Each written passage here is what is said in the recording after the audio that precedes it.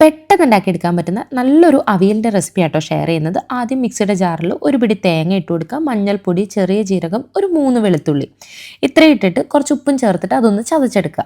ഇനി ഒരു പാനിൽ കുറച്ച് വെളിച്ചെണ്ണ ഒഴിച്ചിട്ട് അതൊന്ന് ചൂടായി വരുമ്പോൾ അതിൽ കടുക് ഇട്ട് കൊടുക്കുക. എന്നിട്ട് ഈ ഒരു അരപ്പും കൂടി ചേർത്ത് കൊടുക്കുക.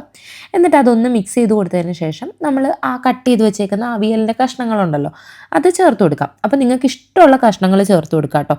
ഞാനിവിടെ എൻ്റെ ഉണ്ടായിരുന്നതും അതുപോലെ എനിക്ക് ഇഷ്ടപ്പെട്ടതുമായിട്ടുള്ള കഷ്ണങ്ങൾ മാത്രമാണ് ചേർത്ത് കൊടുത്തിരിക്കുന്നത്.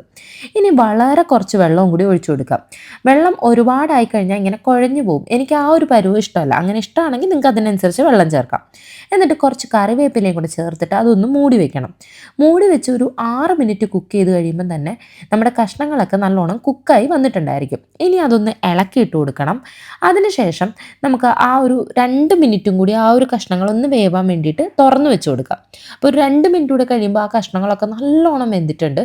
ദേ കണ്ടില്ലേ, നല്ല പെർഫെക്റ്റ് ആയിട്ട് കുക്കായിട്ടുണ്ട്. ഇനി പച്ച വെളിച്ചെണ്ണ ഒഴിച്ചെടുത്താൽ അവിയൽ റെഡി.